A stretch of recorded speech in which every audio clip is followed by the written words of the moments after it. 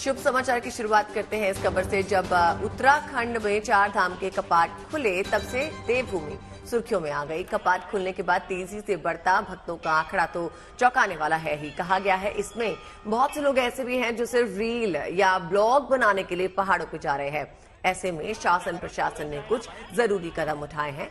मतलब अब से लोग 4 धाम मंदिर परिसर में रील्स नहीं बना पाएंगे। इतना ही नहीं, मंदिर परिसर में 50 मीटर के दायरे में फोटो रील्स बनाने पर कार्रवाई भी होगी। माना जा रहा है इस नियम के लागू होने के बाद यूट्यूबर्स और रील्स के शौकीनों की संख्या में कमी आएगी।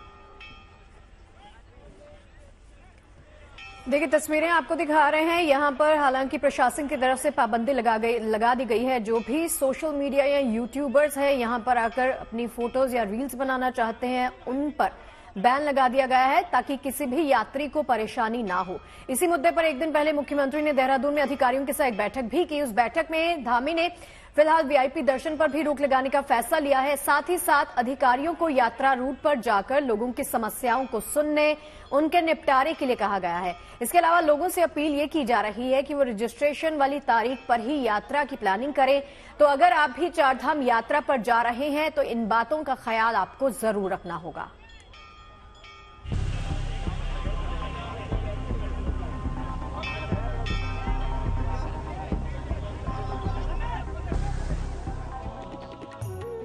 देवभूमि उत्तराखंड में 10 मई से 4 धाम यात्रा का आगाज हुआ।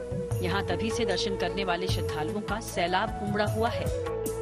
अभी तक 4 धाम आने वाले तीर्थयात्रियों की संख्या का आंकड़ा 3 लाख से ऊपर है। इनमें सबसे ज्यादा संख्या तो केदारनाथ धाम में ही रिकॉर्ड की जा रही है। हालांकि यात्रा के शुरुआती दिनों में अचानक उम्मीद से ज्यादा भीड़ बढ़ी तो कुछ अव्यवस्थाएं जरूर देखी गयी, मगर अब व्यवस्थाएं पटरी पर आती दिख रही हैं। दरअसल गुरुवार को मुख्यमंत्री धामी के साथ हुई वरिष्ठ अधिकारियों की मीटिंग ने 4 धाम यात्रा को व्यवस्थित तरीके से चलाने की उम्मीद जगा दी। गिनती बढ़ रही है, ब्लॉगर्स की गिनती में इजाफा हो रहा है और कहीं ना कहीं तीर्थ यात्रियों का इसका खामियाजा भुगतना पड़ रहा है। दर्शन में समस्या हो रही है, अव्यवस्थाएं फैल रही है। उसको लेकर प्रशासन ने एक सख्त आदेश निकाला है और इसका पालन करने के लिए सभी पुलिस अधिकारियों को ये निर्देश दिए गए हैं। 4 धाम यात्रा में फैली अव्यवस्था को लेकर दरअसल ये निर्देश दिए गए। सीएम पुष्कर सिंह धामी ने बढ़ती भीड़ और खासकर रील्स के बढ़ते क्रेज पर काबू पाने के लिए ये विशेष बैठक ली थी।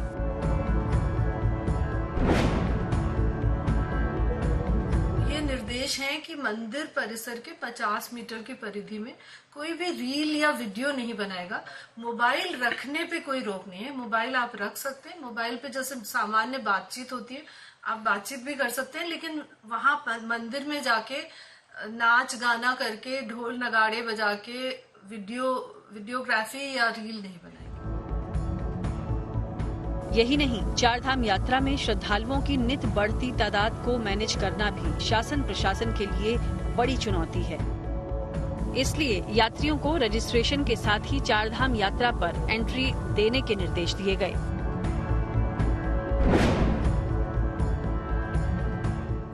यात्री आ रहे हैं वो रजिस्ट्रेशन करा के ही आए।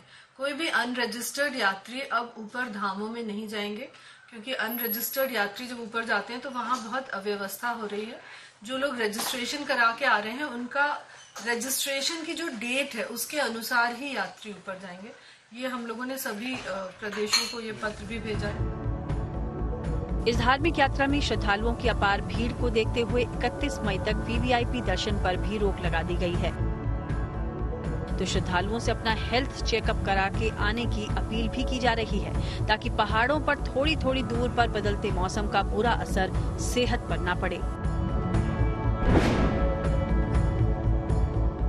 31 मई तक कोई भी वीआईपी दर्शन नहीं होगा, ये भी एक निर्देश है। जो भी यात्री आएंगे अपना हेल्थ चेकअप करा के आएंगे और जो डॉक्टर्स उपलब्ध हैं सभी धामों में, अगर कोई भी किसी यात्री को कठिनाई होती है तो डॉक्टर के पास जाके अपना चेकअप कराएंगे। और जिसकी भी मेडिकल हिस्ट्री है, कोई कोमॉर्बिडिटी है, कोई हार्ट की कंडीशन है, तो वो अपने रजिस्ट्रेशन के टाइम पे उसको जरूर बता देंगे। जाहिर है 4 धाम यात्रा मार्ग पर यात्रियों की सुख सुविधा के साथ ही सुरक्षा पर भी सरकार का फोकस है। यही वजह है कि अब ग्राउंड जीरो पर संबंधित अधिकारियों को जाने का भी निर्देश दिया गया है, ताकि शासन प्रशासन की ओर से दी जा रही व्यवस्थाओं का धरातल पर कितना इस्तेमाल हो पा रहा है, इसका भी आकलन हो पाए। देखना होगा कि चारधाम यात्रा में आ रही इन तमाम चुनौतियों से निपटने के लिए जो एक्शन प्लान सरकार की तरफ से बनाया गया है वो कितना कारगर साबित होगा। अंकित शर्मा के साथ bureau report, good news today.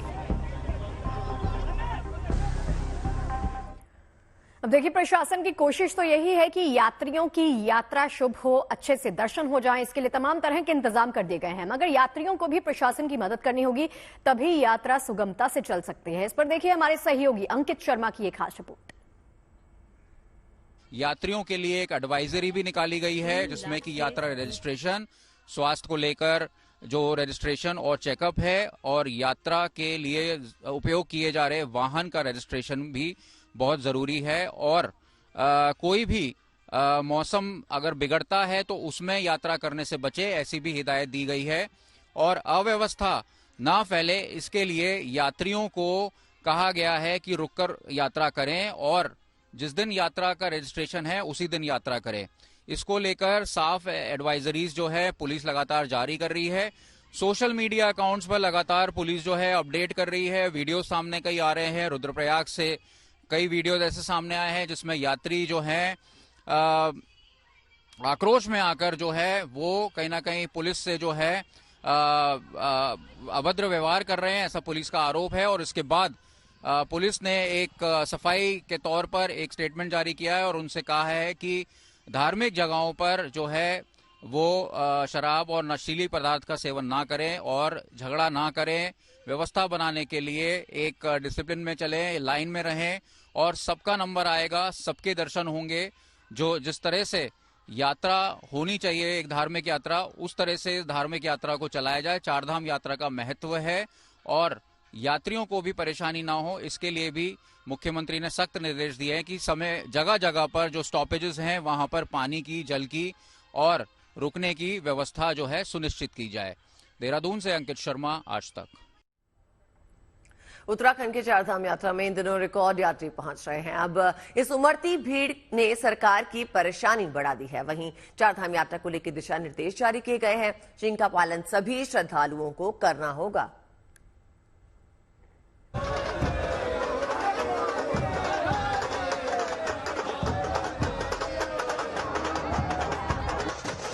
Uttarakhand की चारधाम यात्रा के दौरान जन सैलाब उमड़ा हुआ है, मगर इस हफ्ते भर कई ऐसे श्रद्धालु दिखे जिन्होंने अभी किसी भी धाम में जाकर दर्शन नहीं किए। केदारनाथ धाम जाने वाले रास्ते पर ज्यादा यात्रियों के पहुंचने से परेशानी आ रही है। खबर है कि सोनप्रयाग और सीतापुर में पार्किंग फुल होने की वजह से यात्रियों को यात्रा मार्ग के कई पड़ावों पर रोक दिया गया। ऐसे में कुछ श्रद्धालुओं को टिहरी के घनसाली केदारनाथ मोटर मार्ग पर रोका गया। प्रशासन का ये कदम भले ही यात्रियों की सुगम और सुरक्षित यात्रा बनाने के लिए हो, लेकिन हफ्ते भर से सड़कों पर घूमते कई श्रद्धालु परेशान दिख रहे हैं। हमने 6 दिन हो गए पूरा रोड पे चलते चलते, कहीं 9 घंटे खड़े हैं, कहीं हम 10 घंटे खड़े हैं। होटल के 7,000 रुपया दिया, उसमें हम 3 घंटे भी नहीं रुक पा रहे। उसमें हम 3 घंटे भी नहीं रुक पा रहे। दूर दराज से आए इन जैसे कई और श्रद्धालुओं के लिए परेशानी बड़ी है, इस बात से इनकार भी नहीं किया जा सकता। मगर ये भी सही है कि व्यवस्था आपसी सहयोग और सब्र से ही चलाई जा सकती है। उत्तराखंड सरकार के निर्देश को स्थानीय प्रशासन अमल में ला रहा है। उसके मुताबिक राज्य में आए मेहमानों की सुरक्षा और सुविधा उनके लिए सर्वोपरि है। बाजार में रोक रखे हैं तो यहाँ पे होटल की व्यवस्था है। अभी जैसे ही रात में अगर कोई रुकेंगे तो उनकी व्यवस्था के लिए हम उनको उचित सुविधाजनक होटल या धर्मशाला या कहीं पे प्लॉट है तो उनको बताएंगे। चारधाम यात्रा मार्ग पर श्रद्धालुओं की ऐसी ही भारी भीड़ दिखी पछवा दून के विकासनगर हरबटपुर में। यहाँ बने नए बस अड्डे पर आराम फरमा रहे लोग व्यवस्था से संतुष्ट दिखे। ट्रैफिक की वजह से जगह जगह गवर्नमेंट ने रुकने की व्यवस्था कर रखी है। यहाँ जो व्यवस्था है वो बहुत ही अच्छी है। आराम से हम पंखे के नीचे चारपाई बिछी हुई है, आराम से चाय का आनंद ले रहे हैं। हमें चार धाम की यात्रा कर रहे हैं, गंगोत्री, यमुनोत्री, बद्रीनाथ, केदारनाथ। लेकिन हम यहाँ आए, यहाँ हमने रोका। बहुत अच्छी व्यवस्था कर रखी है, बहुत अच्छी व्यवस्था है बैठने की, करने की। दरअसल इन यात्रियों को यमुनोत्री धाम में भीड़ ज्यादा होने की वजह से हरबटपुर के बस अड्डे पर रोका गया, जिनको मिल रही सुविधाओं का जायजा लेने स्थानीय विधायक भी पहुंचे। बिल्कुल जो वहाँ की बियरिंग कैपेसिटी थी यमुनोत्री धाम की, वो बहुत एक्सीड कर गई थी और बहुत जाम की स्थिति सी वजह उस दिन हम लोगों को रोकना पड़ा। 400-500 वाहन कटापत्थर में खाली हो गए थे। जैसा आप सब लोगों को मालूम है कि यहाँ पे ये जो बस अड्डा को भी, इसको भी मैंने एक्टिविटी सी वजह से किया। तो अब केवल ये बस अड्डा मात्र नहीं है, बस अड्डा तो है ही, लेकिन बस अड्डे के साथ ही साथ यात्रियों को जो बेसिक एमिनिटीज है वो भी हम यहाँ पर दे रहे हैं। बताया जा रहा है कि चारधाम यात्रा पर बड़ी संख्या में वो लोग भी दर्शन के लिए पहुंच रहे हैं जिनको रजिस्ट्रेशन के दौरान जून की तारीख दी गई। ऐसे में प्रशासन ने लोगों से रजिस्ट्रेशन के दौरान दी गई तारीख पर ही आने की अपील की। सरकार का मकसद साफ है, यहाँ आने वाले श्रद्धालुओं की यात्रा सुगम और मंगलदायक हो। वहीं श्रद्धालुओं से भी अपील की जा रही है कि चारधाम यात्रा के दौरान धैर्य रखें, आपको अपने आराध्यों के दर्शन जरूर होंगे। विकासनगर से टीना साहू और टिहरी से गोविंद कंसवाल के साथ bureau report, good news today.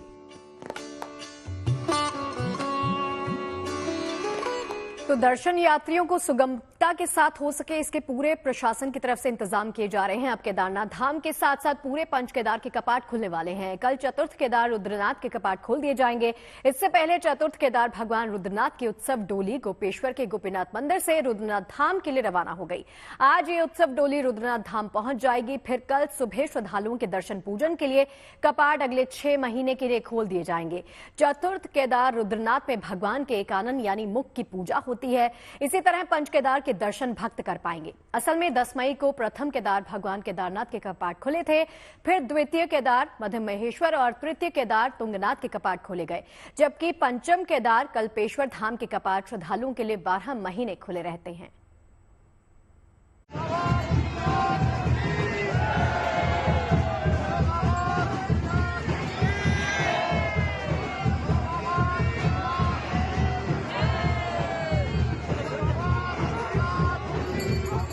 धूमधाम से निकली भगवान रुद्रनाथ की उत्सव डोली।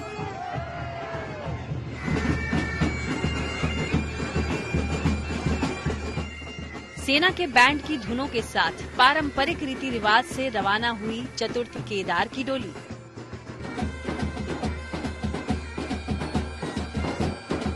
पंच केदार में से एक चतुर्थ केदार भगवान रुद्रनाथ की डोली कल यानी 16 मई को अपने शीतकालीन गद्दी स्थल गोपेश्वर के गोपीनाथ मंदिर से कैलाश पर्वत के लिए रवाना हो गई।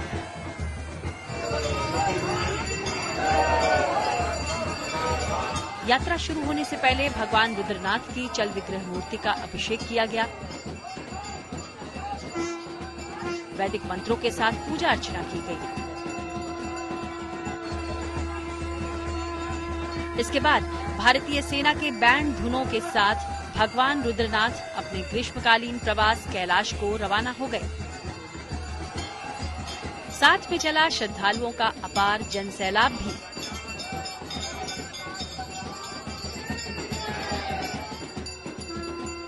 पारंपरिक वाद्य यंत्रों की मधुर ध्वनि के बीच यात्रा में शामिल श्रद्धालुओं का उत्साह देखते ही बन रहा था। हिमालय के मखमली बुग्यालों के बीच मौजूद पंच केदार में शामिल भगवान रुद्रनाथ के कपाट 18 मई को ब्रह्म मुहूर्त में खोले जाएंगे।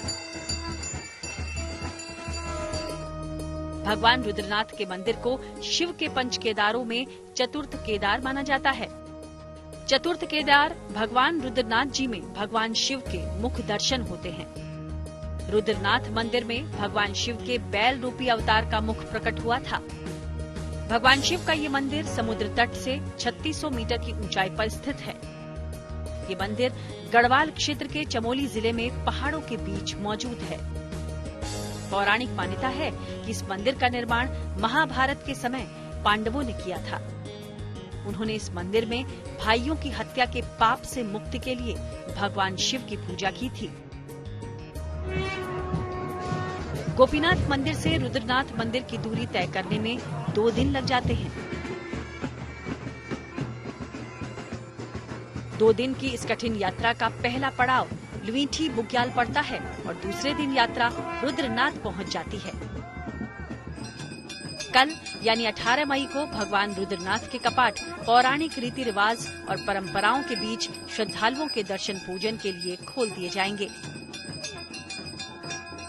अगले 6 महीने तक आस्था का मेला यहीं लगेगा। चमोली से कमल नयन सिलोड़ी के साथ bureau report, good news today.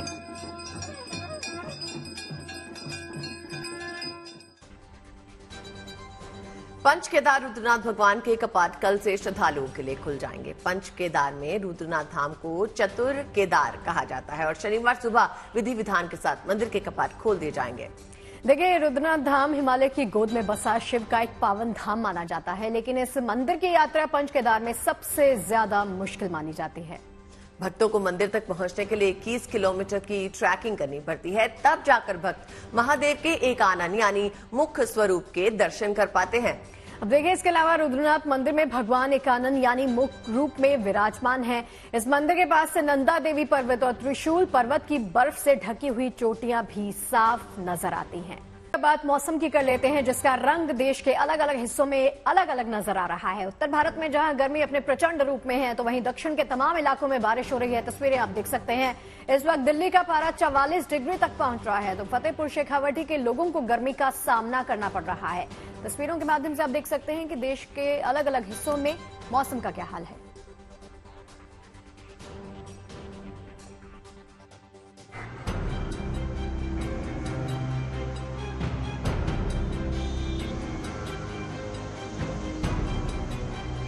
मई का आधा महीना बीत चुका है और अब गर्मी लोगों को झुलसाने लगी है। उत्तर भारत के ज्यादातर हिस्सों में लोगों का गर्मी से बुरा हाल है। अगर आप भी दिल्ली एनसीआर में रहते हैं तो अब आपके राहत भरे दिन तो गए, क्योंकि मौसम विभाग की माने तो दिल्ली एनसीआर के साथ उत्तर भारत के तमाम इलाकों में फिलहाल गर्मी का सितम बढ़ने वाला है। मौसम विभाग ने अनुमान जताया है कि आने वाले कुछ दिनों में राजस्थान, यूपी, पंजाब जैसे राज्यों में हीट वेव चल सकती हैं। फिलहाल उत्तर और मध्य भारत के ज्यादातर राज्यों में पारा 40 डिग्री के पार है, तो वहीं आने वाले दिनों में राजस्थान में पारा 45 डिग्री तक पहुंच सकता है।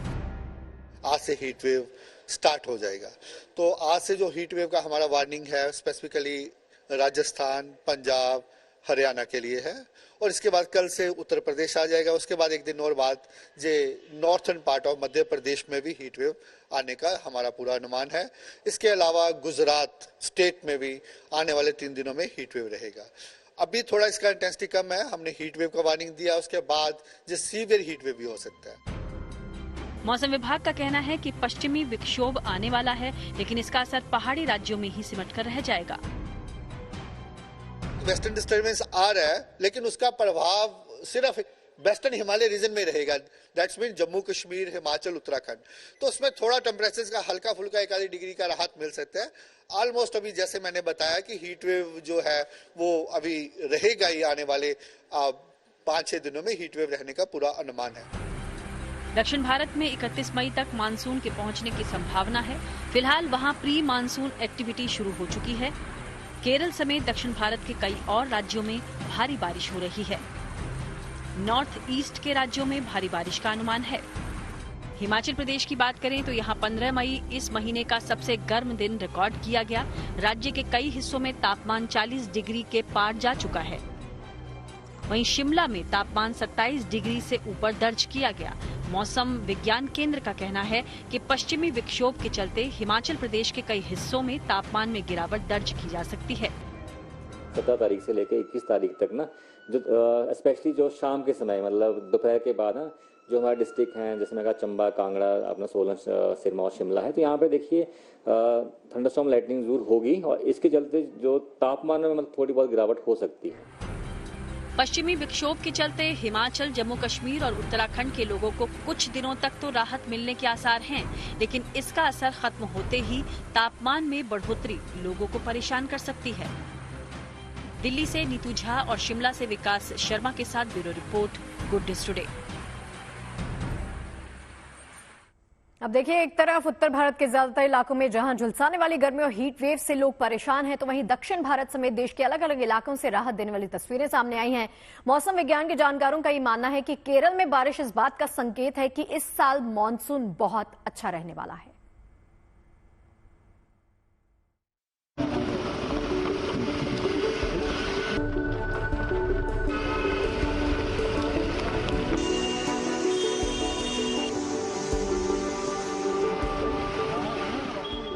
दक्षिण भारत के कई इलाकों में झमाझम बारिश बता रही है कि यहाँ प्री मानसून एक्टिविटी शुरू हो चुकी है और जल्द ही मानसून की एंट्री होने वाली है। मौसम वैज्ञानिकों के मुताबिक 31 मई तक दक्षिण भारत में मानसून के आने की उम्मीद है। मौसम विभाग ने इस साल नॉर्मल से अच्छी बारिश होने की संभावना जताई है। तस्वीरें केरल की राजधानी तिरुवनंतपुरम की हैं। मूसलाधार बारिश के बीच सड़कों पर गाड़ियों का आना जाना लगा रहा। लोग बारिश का लुत्फ उठाते नजर आए।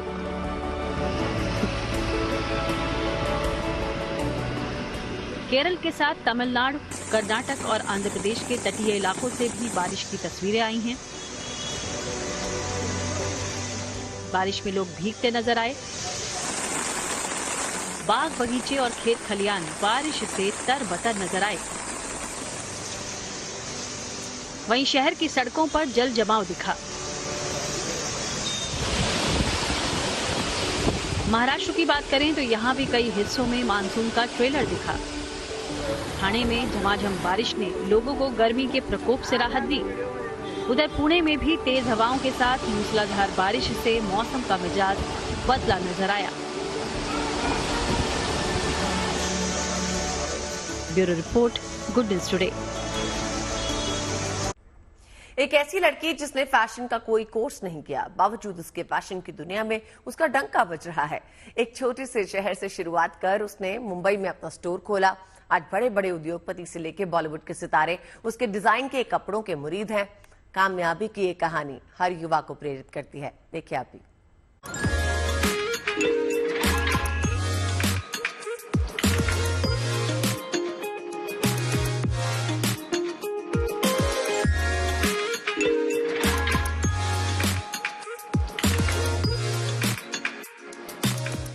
मुंबई के पॉश इलाके में मौजूद ये फैशन स्टोर आज किसी पहचान का मोहताज नहीं।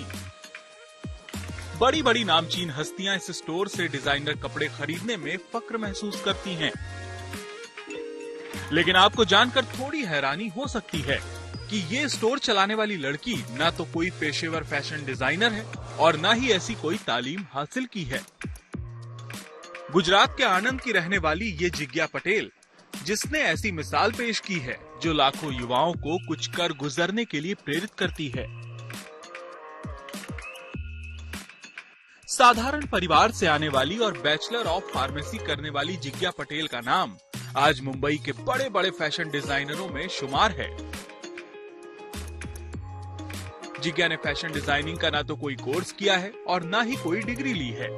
बस अपनी मेहनत, लगन और हुनर के दम पर आगे बढ़ती रही और नतीजा ये कि आज उनका स्टोर जिज्ञा एम मुंबई के फ्लोरा फाउंटेन एरिया में है, जहां देश के नामचीन फैशन डिजाइनरों के स्टोर हैं। बहुत खुशी होती है गुजरात से आते हैं, छोटे शहर से बड़े शहर में आना। It's a dream come true and I am working on it. It's not something that we are comparing ourselves with किसी और के साथ कंपेयर कर रहे हैं। हम अपना काम लेके आए, गुजरात को यहाँ पे रिप्रेजेंट कर रहे हैं और वही दिखा रहे हैं, कस्टमर के लिए वही बना के दे रहे हैं। जिज्ञा 14 साल से फैशन डिजाइनिंग का काम कर रही हैं। अपने डिजाइन किए गए कपड़ों से पहले उन्होंने आनंद में नाम कमाया और फिर 2022 में मुंबई में अपना स्टोर खोला। जिज्ञा की खासियत है कि उनके डिजाइन किए गए परिधानों में गुजराती संस्कृति की झलक दिखाई देती है। सब लोग मुझे पहले से अपने कपड़ों के लिए जानते थे। गरबा गुजरात का सबसे बड़ा फेस्टिवल है और वहाँ पे जब हम लोग गरबे के लिए जब खेलने के लिए जाते थे तो सब लोग हमारे लहंगे देखने के लिए आते थे कि वो क्या पहनेंगे नया। ये हर साल हम लोग कुछ नया बनाते थे और उसके लिए लोग वेट भी करते थे। मे बी उसकी वजह से आज हमको इतना बड़ा एक्सपोजर मिला and that only we are trying to recreate here all traditional Gujarati traditional weaves, something that is heirloom. यानी हम ऐसे कपड़े बनाते हैं जो कोई अपनी बेटी को भी पास ऑन करेगी यार, they can pass it on to second और third generation. They would not love to give it away to anyone else. सिर्फ हिंदुस्तान में ही नहीं, जिज्ञा विदेशों में अपने फैशन डिजाइनिंग से शोहरत बटोर चुकी हैं. लंदन फैशन वीक में उनके काम की तारीफ हो चुकी है. लंदन फैशन वीक में जब हमको अप्रोच किया गया था कि आपको करना है लंदन फैशन वीक, तो हमारे लिए वो सबसे बड़ा एक अपॉर्चुनिटी था और वो रिस्क भी था, क्योंकि हम लोग ज्यादातर ट्रेडिशनल कपड़ों में, and getting clothes ready in a modern cut with Indian outfit, Indian embroidery, it was a task for us, and we did it, and we were there. It was a hit. We were there on headlines. We were there in all fashion magazines the next day. So it's just it gives us more confidence, it boosts our confidence. कारोबार जगत के दिग्गजों से लेकर बॉलीवुड की बड़ी बड़ी हस्तियां जिज्ञा के डिजाइन किए परिधानों के मुरीद हैं. जिज्ञा का मानना है कि मेहनत और लगन हो तो इंसान सभी मुश्किलों को पार कर कामयाबी के शिखर को छू सकता है. जिज्ञा ने ऐसा करके दिखाया भी है. 2 साल हो गए हैं यहाँ साउथ मुंबई के स्टोर में, हॉर्निमन सर्कल एरिया में, जिसे एक प्राइम लोकेशन भी माना जाता है. अंग्रेजों के जमाने का बनाया गया ये एरिया है और यहाँ अगल बगल में सब्यसाची और बड़े बड़े ढेर सारे बड़े नाम हैं, पास में ही उनके स्टोर है. तो कहीं ना कहीं ये जो इंडियननेस, ये एक भारतीय कलेक्शन हमें देखने मिलता है और ये भगवान की फ्रेम जो एक इंस्पिरेशन की एक वजह है, उनके कपड़ों में भी साफ तौर पर देखने मिलता है. और ये जिज्ञा पटेल मानती है कि कोई शो स्टॉपर की जरूरत नहीं है, क्योंकि असली स्टार तो उनके कपड़े ही है. कैमरामैन महेश मोरे के साथ देव कोटक. देखिए, पाकिस्तान के एक सांसद ने वहां की संसद में भारत की तारीफ की और पाकिस्तान सरकार पर ही उठाए सवाल. सांसद सैयद मुस्तफा कमाल ने संसद में चर्चा के दौरान पीने के पानी के लिए तरसे कराची का दर्द सरकार के सामने रखा. साथ ही खुले गटर की वजह से होते हादसों का मुद्दा भी उठाया.